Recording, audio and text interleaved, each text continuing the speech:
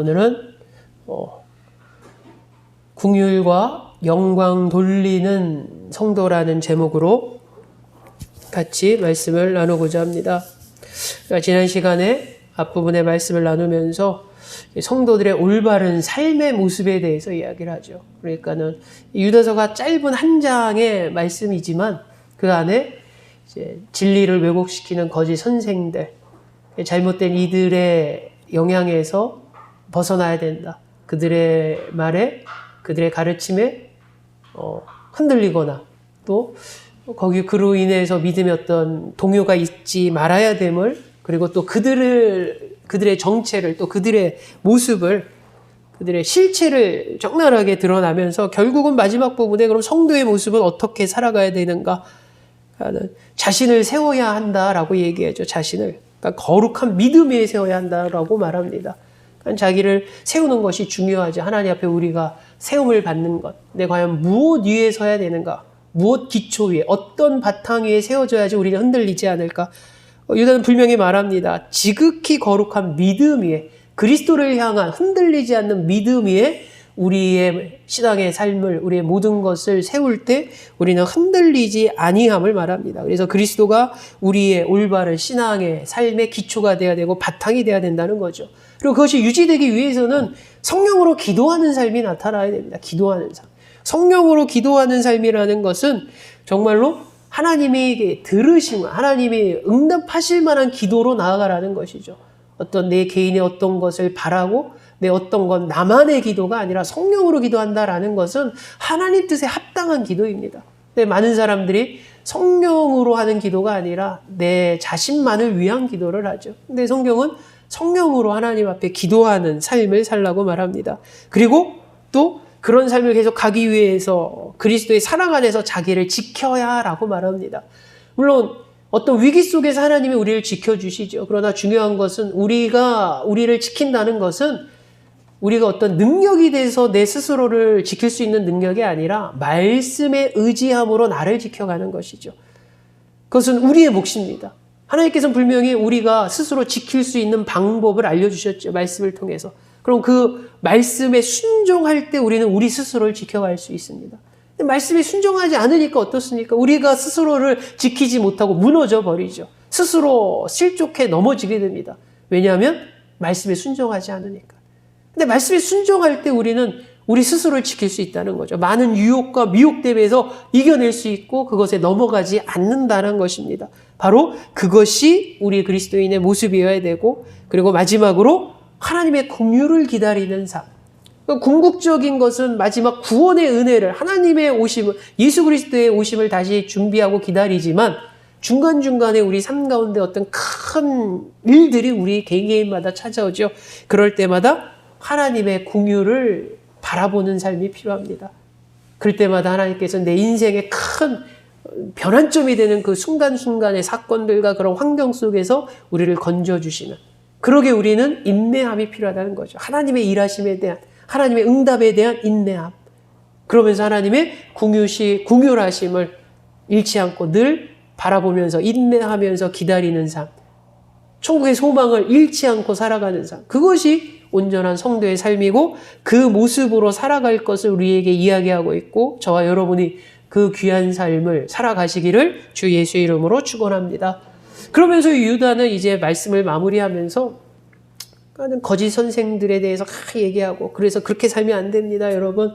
경건하지 않는 삶입니다. 그러면서 하나님 앞에 우리가 어떻게 살아야 할 것을 이야기하면서 마지막에 무엇을 이야기하냐면, 마지막 두 부분은 축복에 관한 것이 있습니다. 근데 축복 전에 오늘 22절과 23절에 보면 긍휼하는 것에 대해서 이야기를 합니다. 그러니까 하나님이 우리를 긍휼하심에 하나님이 우리가 체험하듯이 우리의 모습 가운데 하나님의 긍휼하심이 나타나야 되는 것을 말하죠.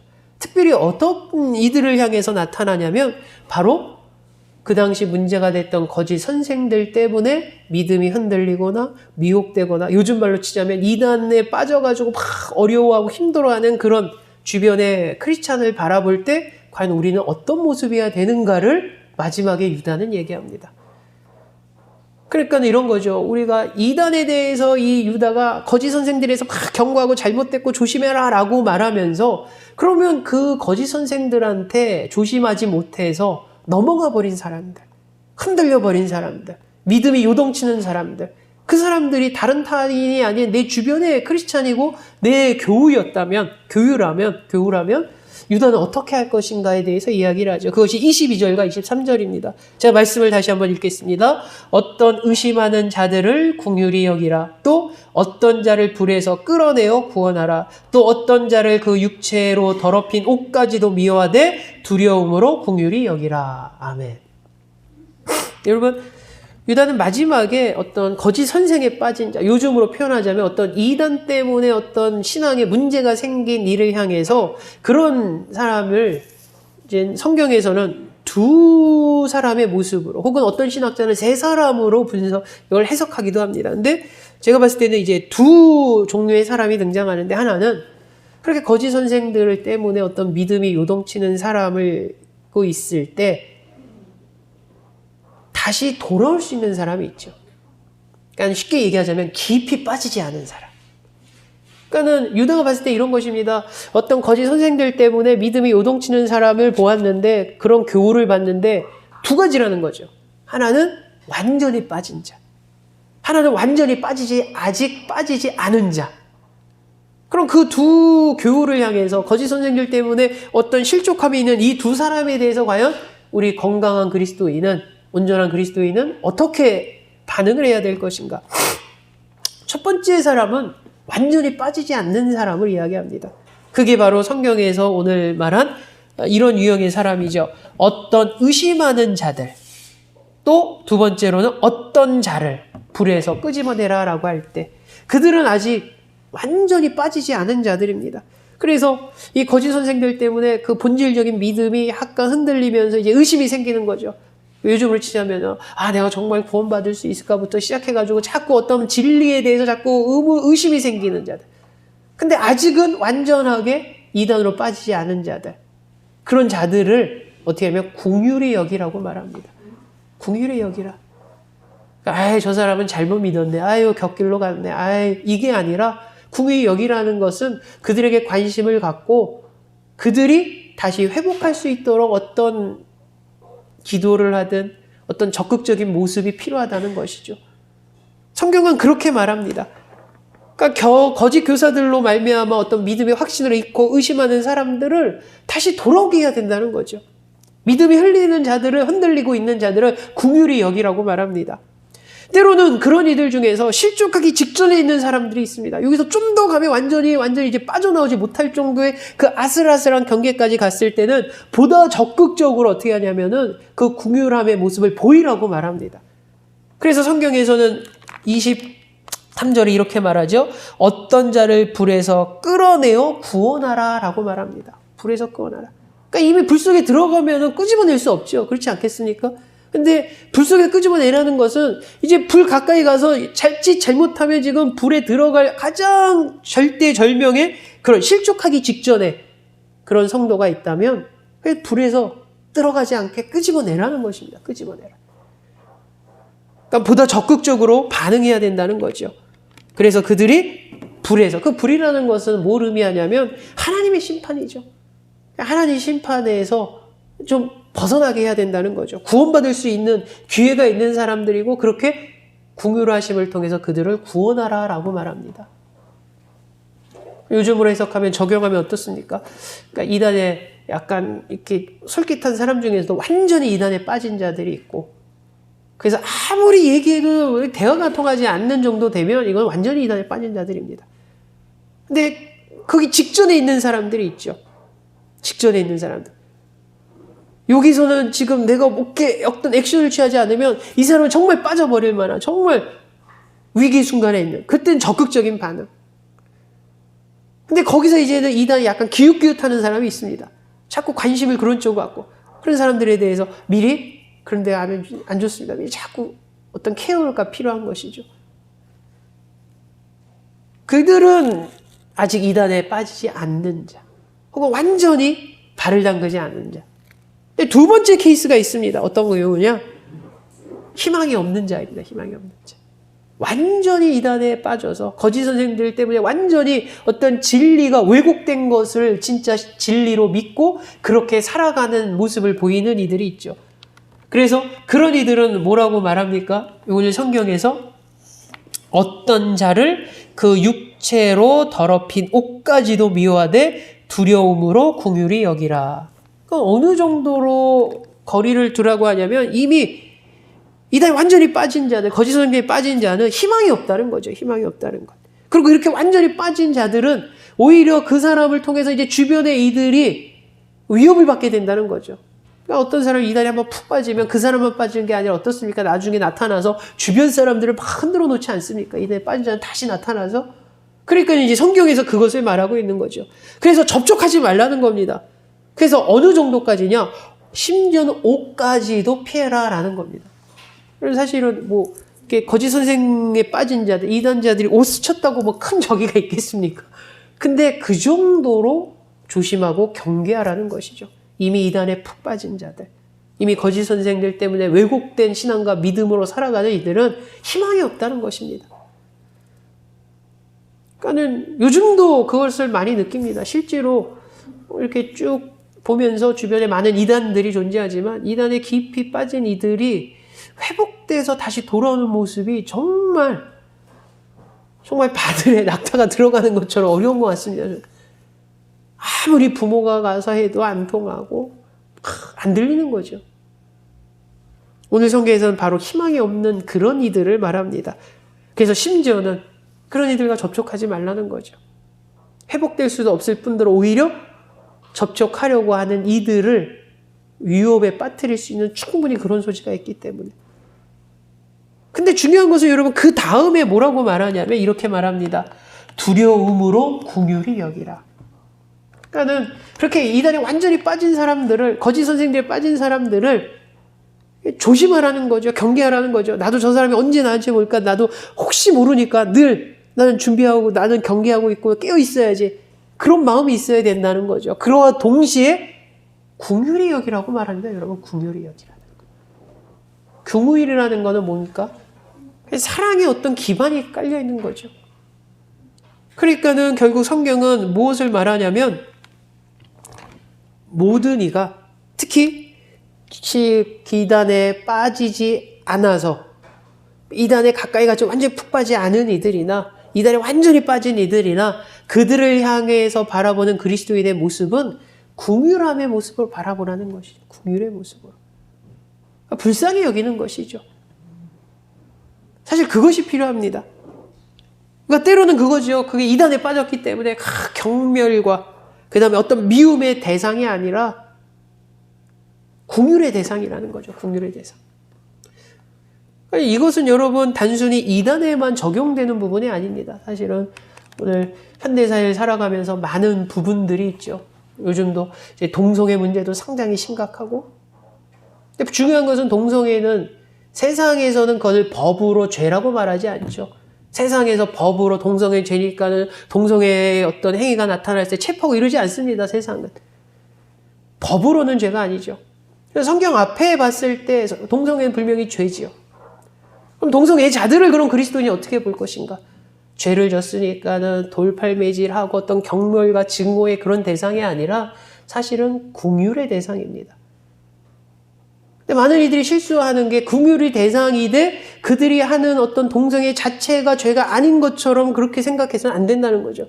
성경 앞에 동성애는 죄지만 그 동성애자들은 긍휼의 대상이죠. 불쌍히 여겨져 치유되고 회복되어야 할 이들로 바라보라는 것입니다.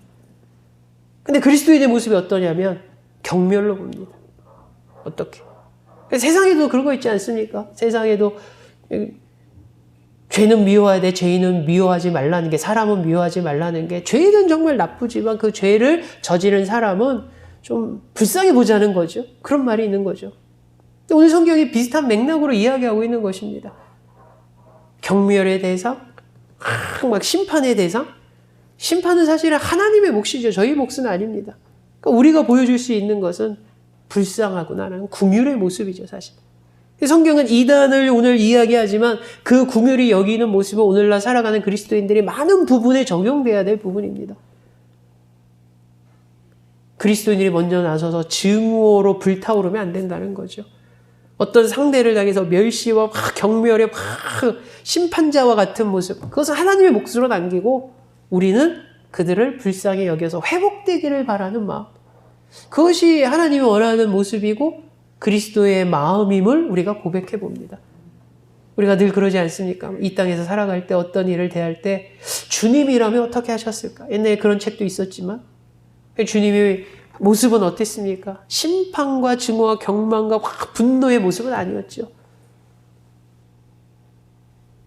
우리가 아는 것처럼 죄를 붙여온 여인을 향해서 주님의 모습은 심판을 하기 위한 모습이 아니라 긍휼히 여기는 모습이었습니다. 심판을 바라는 대상 많은 사람들, 군중을 향해서 뭐라고 말해줄까? 군중의 사람들은 이 여인이 너무나 큰 죄인이었기 때문에 심판하고 싶어 했죠. 경멸하고 싶어 했죠. 막 증오로 불타올랐겠죠. 근데 주님께서는 죄 없는 자가 심판하라 라고 말씀하지 않습니까? 그 말씀 속에는 뭐냐면 결국 심판의 몫은 하나님인데 우리 그리스도인이 막 심판이 하려는 어떤 위치에 있으려고 하지 말고 우리는 긍휼히 여기는 마음이 먼저라는 거죠. 긍휼히 여기는 마음. 근데 그 마음이 긍휼의 마음이 없을 때 뭘로 가득 차냐면 증오로 가득 찹니다. 그런 마음이 있지 않겠습니까? 근데 그 모습이 과연 하나님이 기뻐하는 모습일까?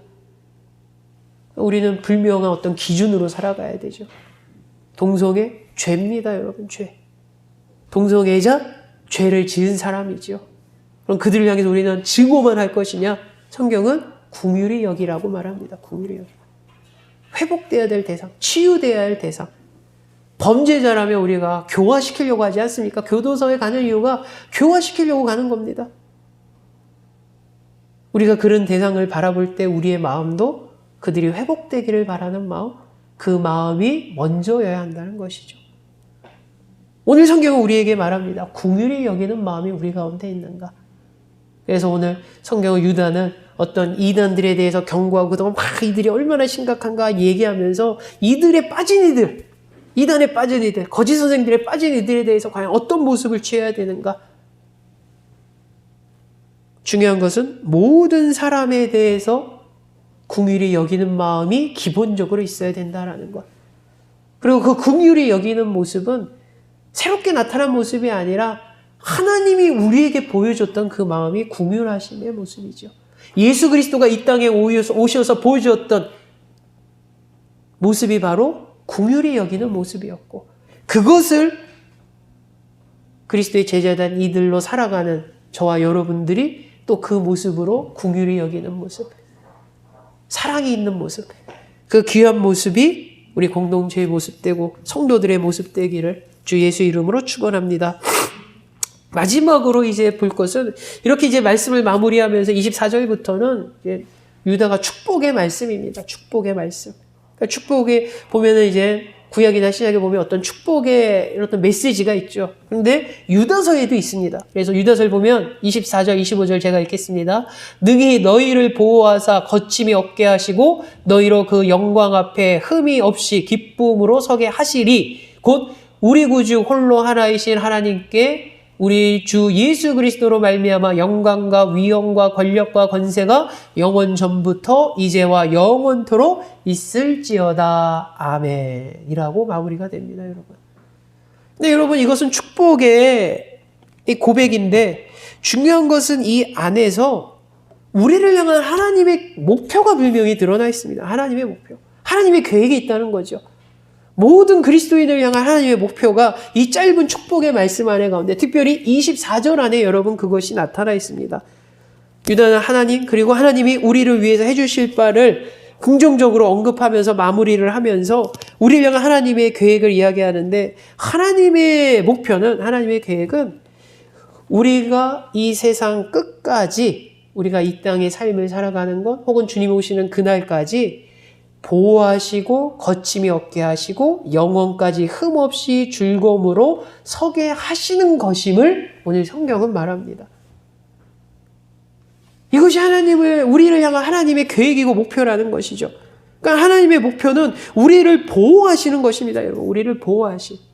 우리를 심판하기 위함이 아니라 우리를 보호하기 위함이 하나님의 계획이고 하나님의 목표입니다.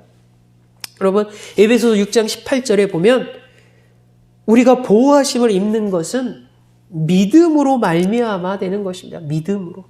그러니까 우리가 믿음이 있을 때 하나님의 보호하심을 받는다는 것이죠.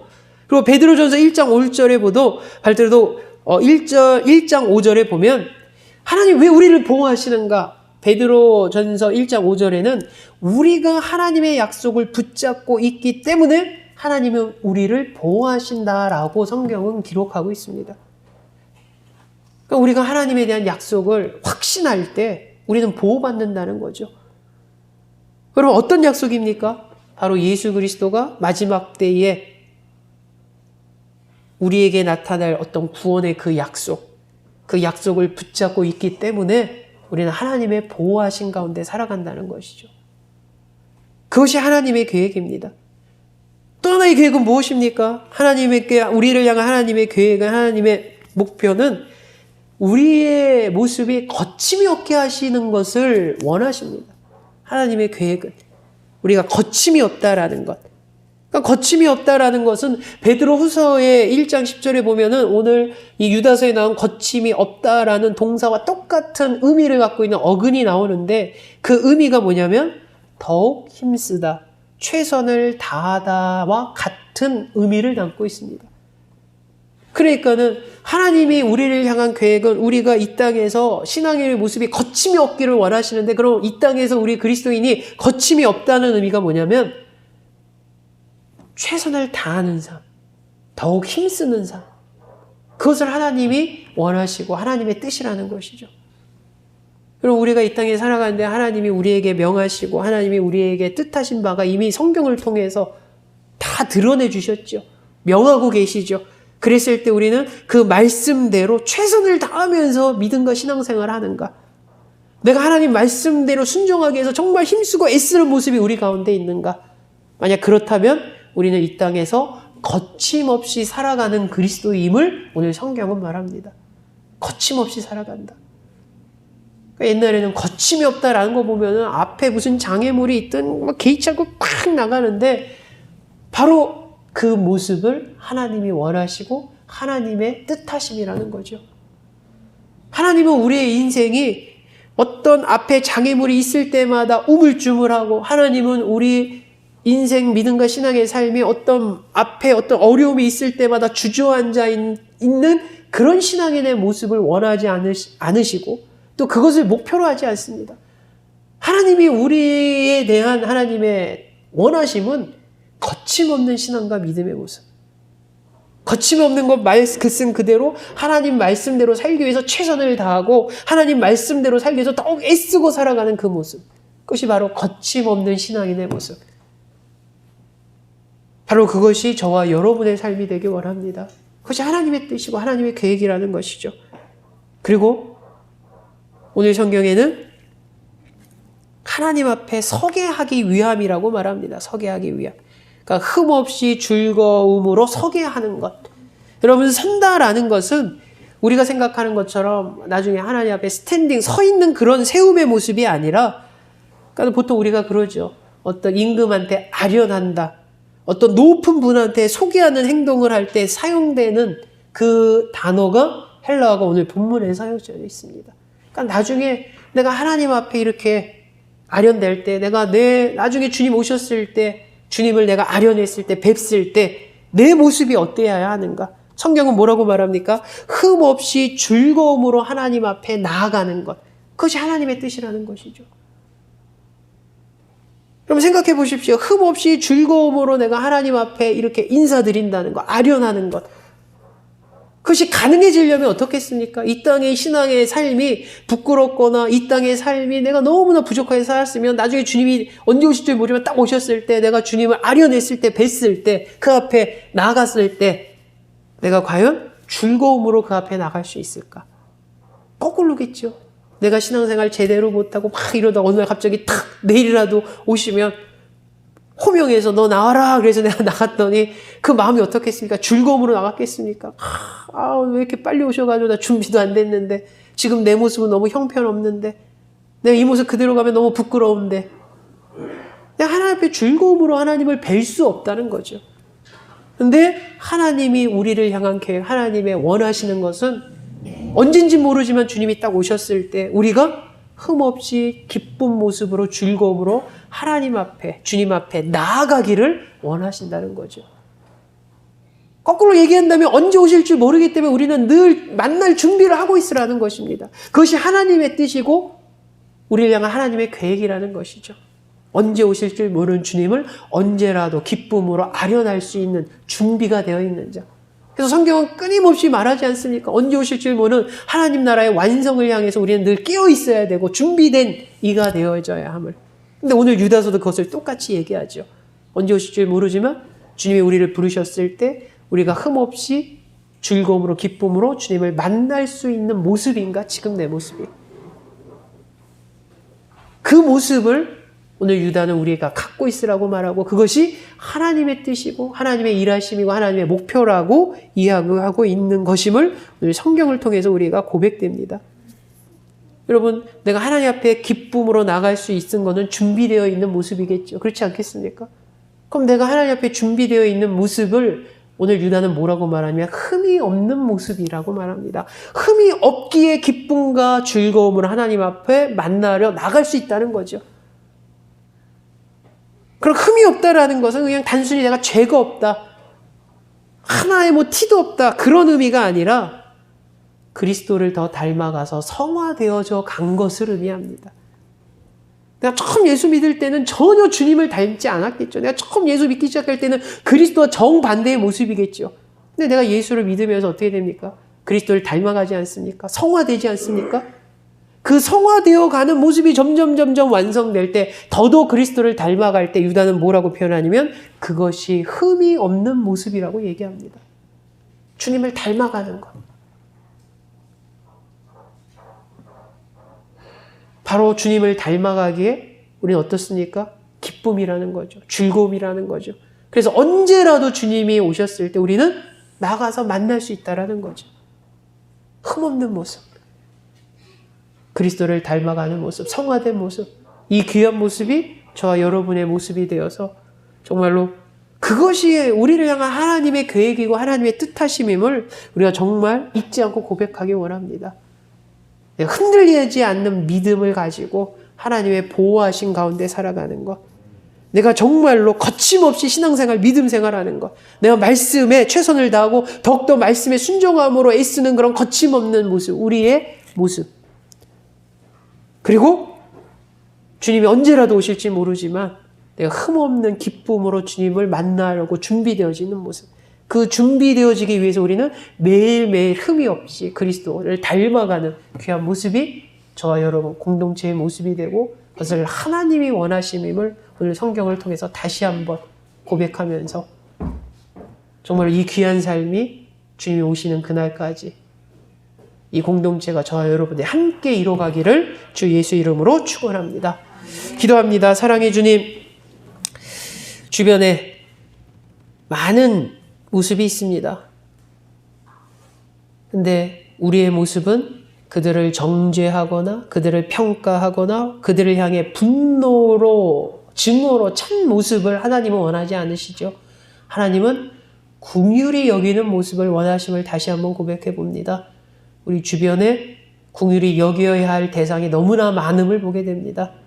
그들을 향해서 분노로 사로잡힌 바보다는 우리에게 몸소 보여줬던 예수 그리스도처럼 긍휼히 여기는 모습이 우리 가운데 있게 하여 주시옵소서. 그리고 무엇보다도 우리를 향한 하나님의 계획은, 하나님의 원하시는 것은 이 땅에서 정말로 믿음에 흔들리지 않고 저 거침없는 믿음과 신앙의 모습, 그리고 흠없이 기쁨으로 주님을 만날 수 있는 준비됨이 있는 모습, 그 귀한 모습을 하나님이 원하시니 저희가 그런 귀한 모습으로 하루하루를 살아가게 하시고 1년을 살아가게 하시고 또 우리의 일생을 살아가게 하여 주시옵소서. 그러고 귀한 복된 신앙과 믿음의 공동체 되게 하여 주시옵소서. 예수님의 이름으로 기도하옵나이다. 아멘.